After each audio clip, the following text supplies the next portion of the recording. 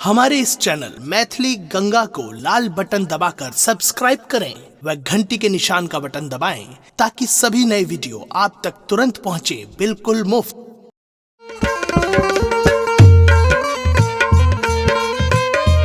आइए हम लोग अभी गंगा कंपनी नई दिल्ली में गायक कुंदन पंजार बाबा बेनी के फर्स्ट भाग लेके चलता हूं। संत सुनमुनि माता एवं बहना, मेरा भारत भूमि की गोरा गोरा में बने वाला देवी तुरु माता एवं बहनों से आग्रह है। मेरे गुरुजी की कहना है, जो लोक कथा धर्मराज बाबा के हरि कथा को जो पवित्र दिल से सुनेगा उसको आने वाले कष्ट दूर हो जाएगा।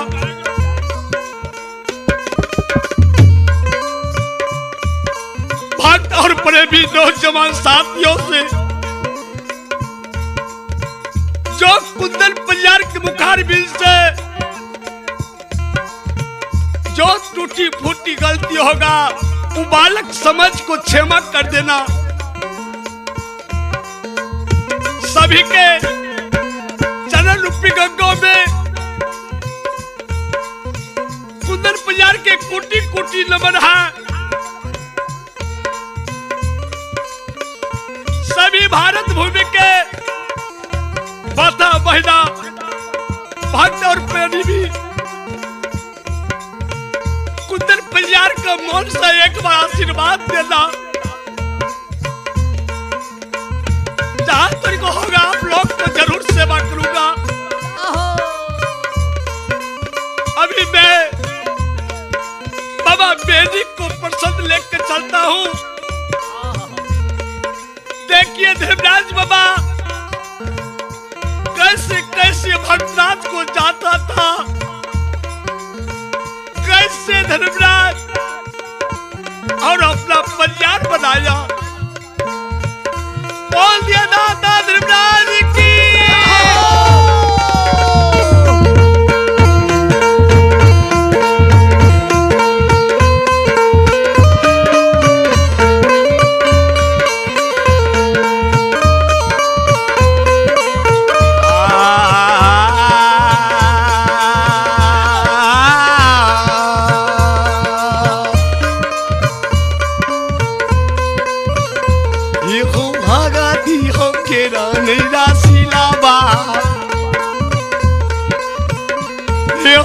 भगती हो घेरा नैरा सिलावा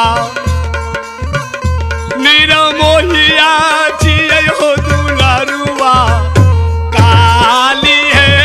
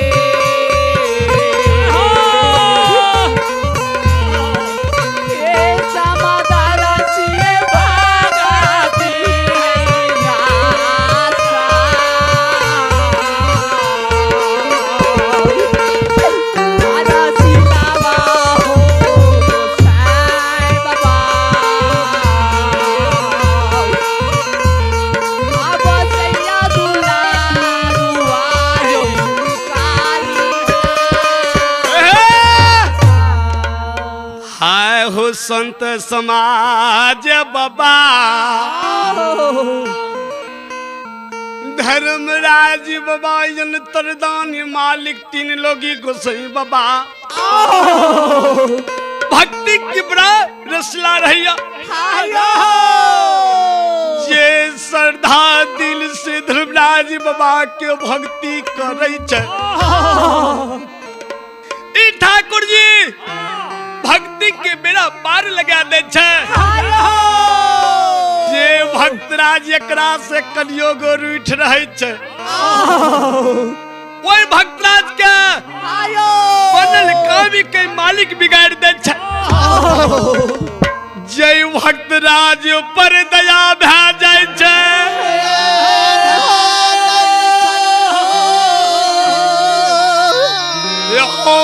भक्तराज के जो बिगड़ल काम छे वही भक्तराज के बिगड़ल काम छे। जो ये मालिक प्रभु के दया भा जाय छे। बिगड़ल काम के हो बने दैया हो। देखिया धर्मराज बाबा कहे चाहे हो महावीर जी हो भगत गावैल ज्योति के पोपी में धर्मक के पुजार बनलिए। फूल चढ़वैल अंदू बाल के मकमा में धर्मक के पुजार बनलिए। धर्मक के गहबर में साँझ नहीं पड़े रहे।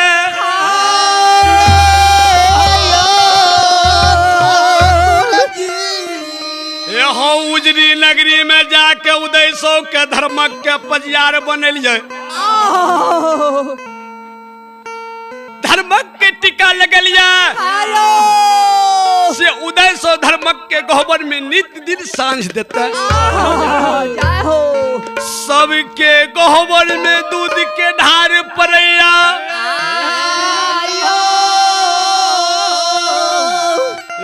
हमरा गहबर में दूध के धार नहीं पड़े छे, नहीं पड़े छे। महावीर जी लोगे में शौक महन कल्याणपुर गौ छे। जनुप यादव के जांघ में वीर बेटा बेनी जन्म लेलक।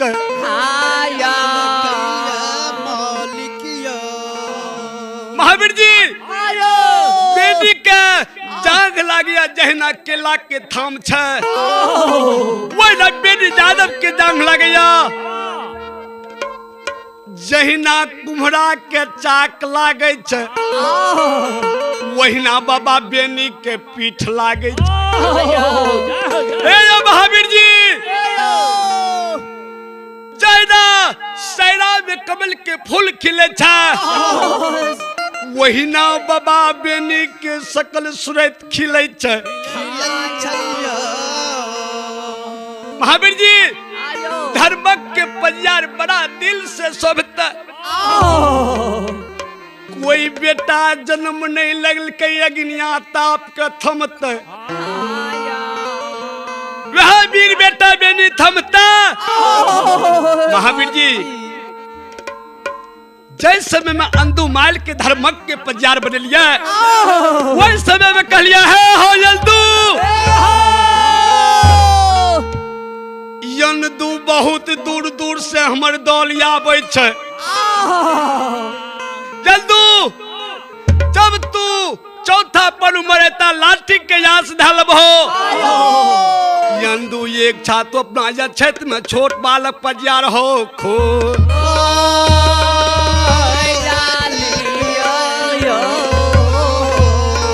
महावीर जी सब बने चलो मकबापुर अंदू माल के पूछबे हे हो अंदू भक्ता हमर बालक पजार कौन गांव कौन नगर में खोजला। क्या वह समय में अंदू माल के कहलिए रहे तू हमर जोग भक्ता पजार खोज लिया। धर्मराज बाबा महावीर जी दोनों मूर्ति मिल हो बाबा यंदू के द्वार मकमापुर जा रहल छे। बाबा तू घरा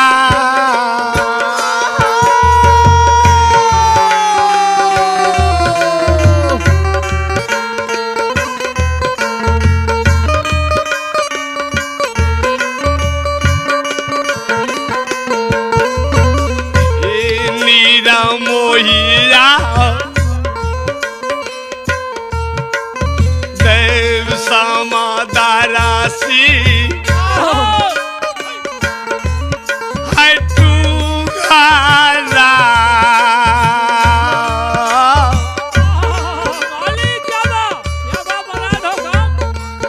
है बातिया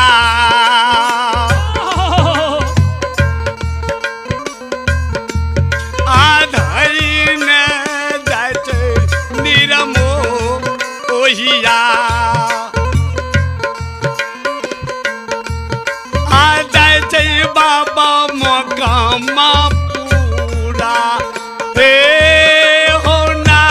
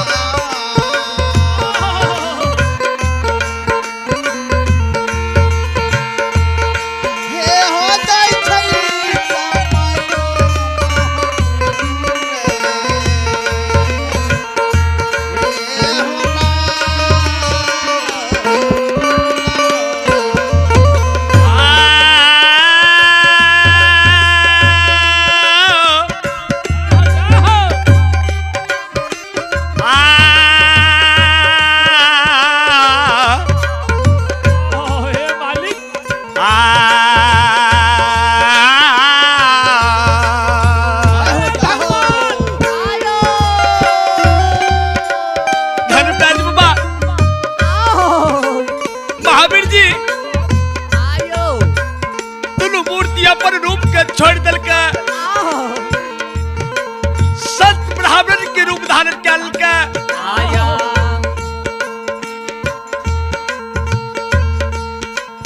मकमापुर नगरी जा रहल छ आई घारी ये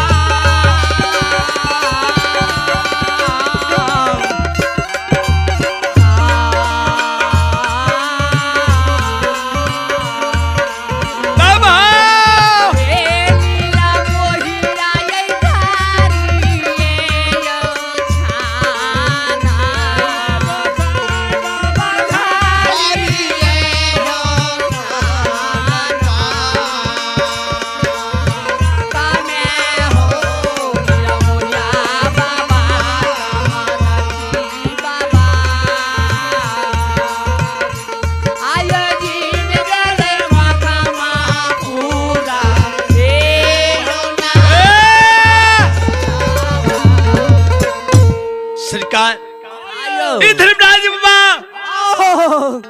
यहाँ घड़ी छन पलक में बिजली के छिटक में धर्मराज बाबा मकमापुर नगरी पहुंच गए। हाय हो संत समाजी बाबा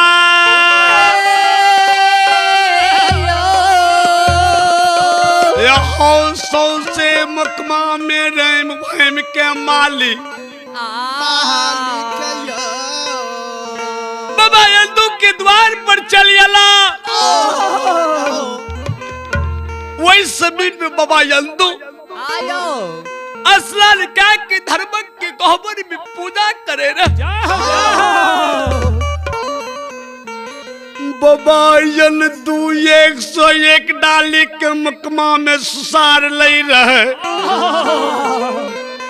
बाबूजी जब तरीक बाबा यंदू 101 डाली के सुसार ले रहे तब बाबा यंदू मकमा में अंजल नहीं करे रहे।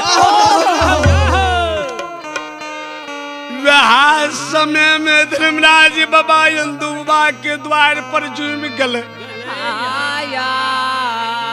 भगवान को सही काम कल का ये हो खाना ती हो बाबा नहीं गाराई छे।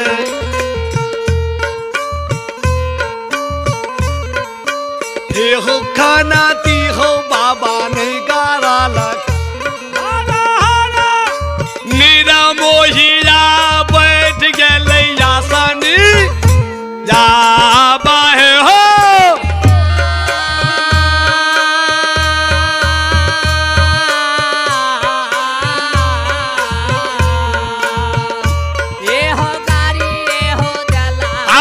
बाबा हो धारा मारा आदा बाता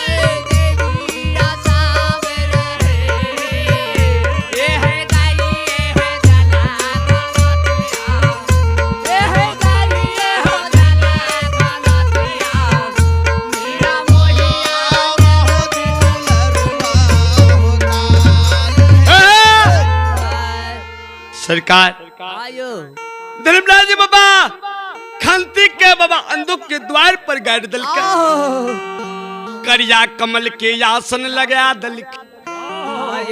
धर्मराज बाबा करिया कमल के आसन पर बैठ गए। धर्मराज बाबा सगुरु के पोथी प्राण के लाके पर ढाल धर्मराज बाबा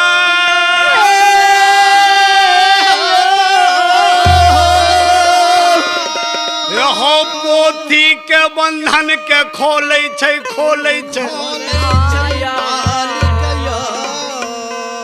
धर्मराज बाबा एक पन्ना दोसर तेसर पन्ना जौन ताबे मालिक के पोथी में बाबा यंदू के नाम उचर गले। धर्मराज कही जयन दू हो आहो घारा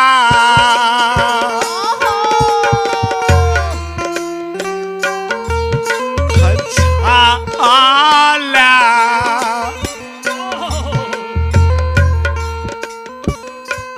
आई गाना मा चाल पंजा और जी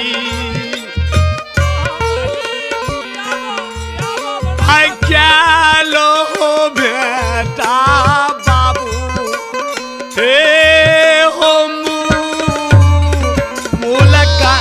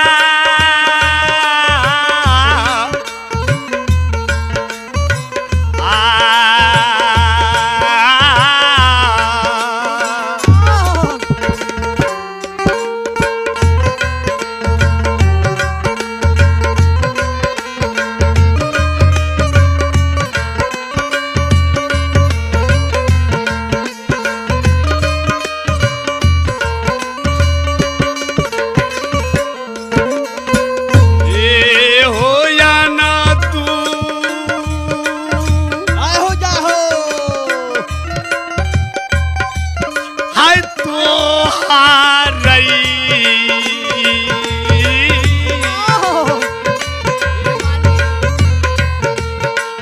का आ रहा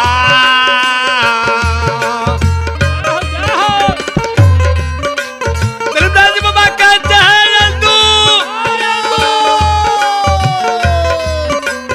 तोरे कारण या हम बकवा पुर लिया यंदू घर छा किया गल छा एक बेर तू हमरा जिगर याब के भेंट मुलाकात काला धर्मराज बाबा का मीठा बानी मीठा सबद का सौ बाबा यंदू सुने छा आय दाई बई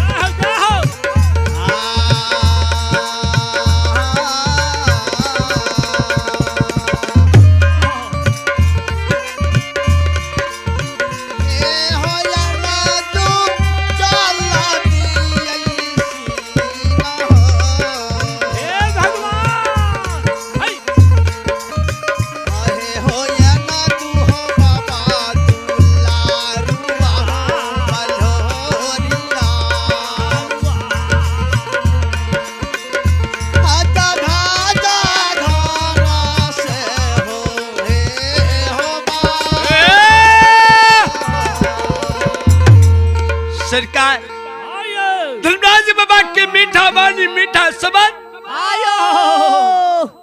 जो बाबा यंदू सुन लेलक बाबा यंदू यागू यागन से बाहर भाग गल बाबा यंदू एक धोती के ओढ़ना पिसना कहने बाबा ज्योति हाथ के सरी लाग खाली टगल बाबा यंदू जो दरिया पर जाके बाबा अंदू खार भागल बाबा यंदू चारों दिशों नजर के खीरा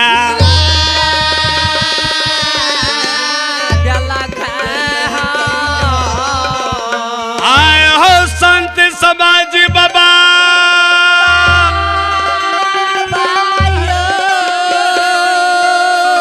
बाबा यंदू के उड़ल नजर दो धर्मराज बाबा पर पड़ गल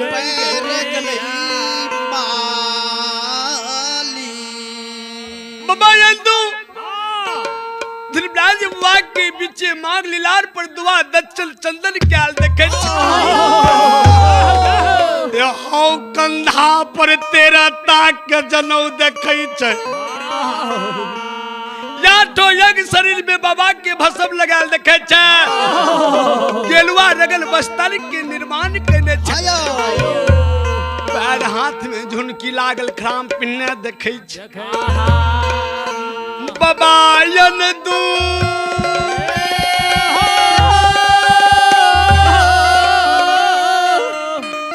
हो झखल टगल जो धर्मराज बाबा निगन चल गल बाबा यंदू जो धर्मराज बाबा निगन चल गला बाबा यंदू धर्मराज बाबा के चरण पकड़ के थार में ले लिख। बाबा यंदू गुरु के चरण पकड़ के चंदा अमृत उतारे छे, भजन कोन गावे छे। ये बहुता ही दिन पर गुरु अइलै रे खेलोन में अरे जो मारी। ये बहुता ही दिन पर गुरु बाबा अइलै रे खेलोन में अरे जो मारी। ये बहुता ही दिन पर गुरु बाबा अइलै रे खेलोन में अरे जो मारी। ये बहुता ही दिन पर गुरु बाबा अइलै रे खेलोन में अरे जो मारी। हमें हो दर्शन कारा बैया घाय रे खेलोन में अरे जो मारी। हमें हो करवे दर्शन घाय रे खेलोन में अरे जो मारी। हे किछु चरना पिए बाबा किछु छिटे भवन मारे खेलोन में अरे जो मारी। पियै छलन दू किछु छिटै भवन में रे खेलोन में अरे जो मारी। हे किछु चरना पिए दू किछु भवन मारे खेलोन में अरे जो मारी। चलना पियै छलन दू किछु छिटै भवन में रे खेलोन में अरे जो मारी। किछु हो चरना छिटैया भवन रे खेलोन में अरे जो मारी। किछु चलना छिटै भवन रे खेलोन में अरे जो मारी। बाबा अंदू धर्मराज बाबा के चरण पकड़ के थाल में लाल के कुछ चना अमृत पिए छे, कुछ छप्पर पर छिटे छे। बाबा कहियो मकमा पूर्ण येलो बाबा कहियो तू दर्शन ले दल हो महज बाबा तोरा नाम से यधरा के अच्छत दलिए आँख तू बना दिलो। कोढ़िया के ए गोबर से पान दलिए ओकरा कंचन शरीर बना दिलो। बांझी डाली लगबै छे, बांझी के ये छत दै छिए मालिक, वही बांझी के यचरा तू खोल दे छ। बाबा तोरे पुण्य प्रताप से मकमा में 101 डाली को हम सुसार हो लगे।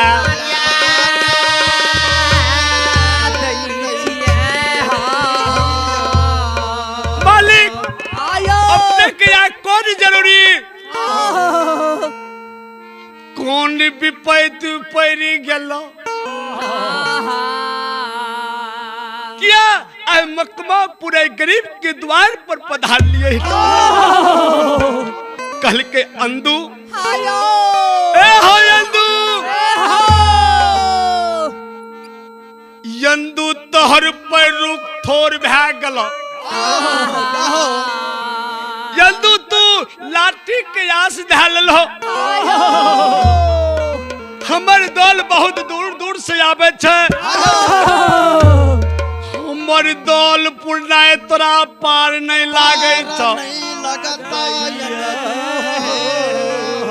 क्या यंदू अब तोर पैरुक थाक गला, लाठी के आस धैल हो, तोरा खोर के ठोकर लागे छ, अंदू गिर जाए छ।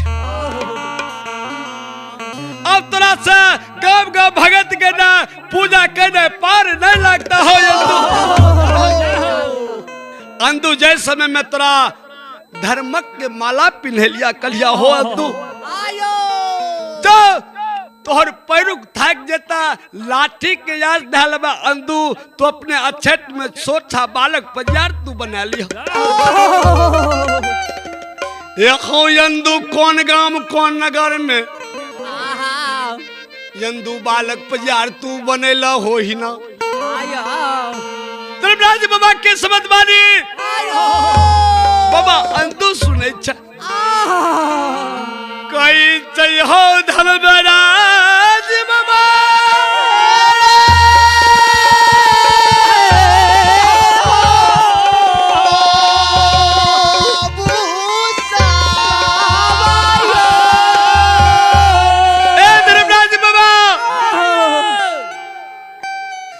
अपने के भक्ता परियार खोज के बैठल छिए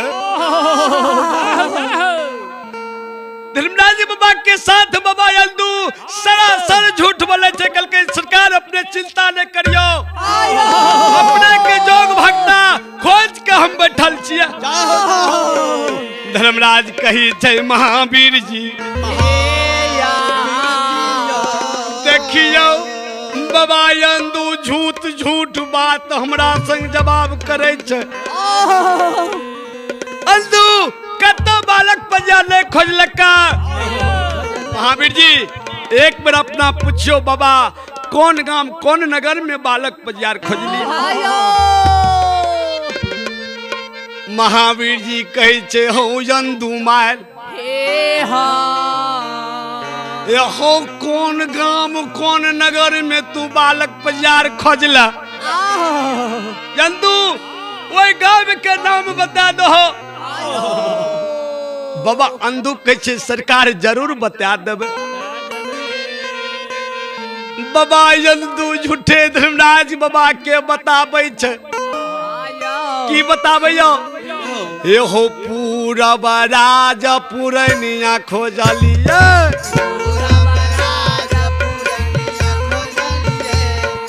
हे हो पाछिम राजा तिरहुत हमे गेलिए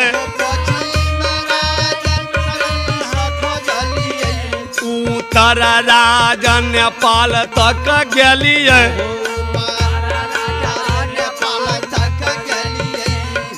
हे हो दक्षिण हमे मगा हो गेलिए मुंगहा हमें मुंगेर तक गेलिए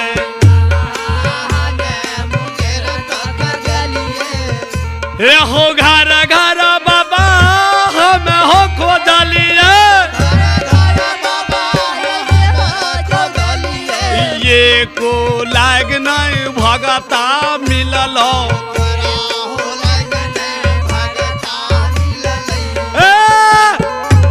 हे धर्मराज बाबा पूरब राज पुरनिया गलिया पश्चिम हम तिरहुत खोजलिया उत्तर राज नेपाल तक गलिया दक्षिण मगहो मुंगेर खोजलिया बाबा घर यज्ञ हम खोजलिया महज बाबा तोरा लाग भक्ता पजियार हमरा नहीं मिलेला बाबा कोई जो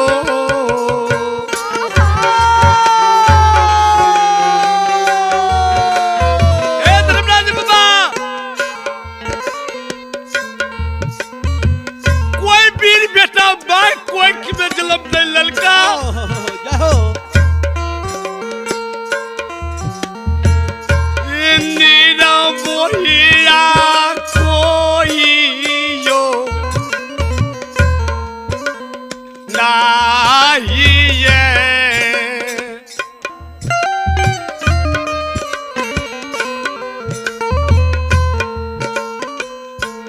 आय जालो निरमो ओहिया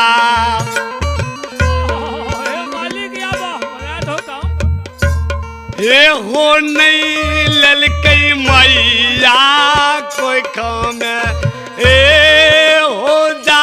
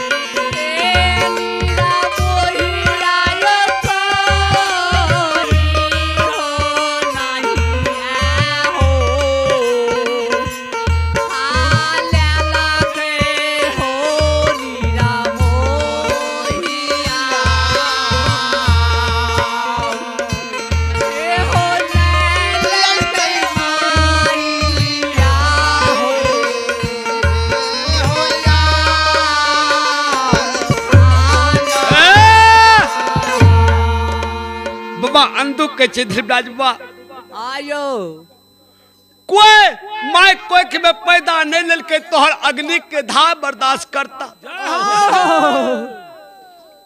बाबा यंदू की शब्द वाणी सुन के धर्मराज कहे छे हो यंदू हे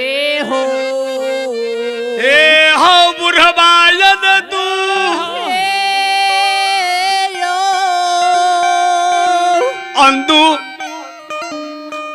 आहा हमर लाग तोरा भक्ता पजिया नहीं खुला कल के बाबा नहीं मिलला ना मिलला हो यंदू हम अपन भक्ता यंदू अपने खोज के बैठल छी सरकार आयो जो धर्मराज बाबा की शब्द वाणी के बाबा यंदू सुने छे आयो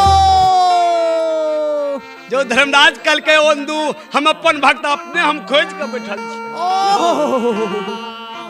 बाबा यंदू कहे छे मालिक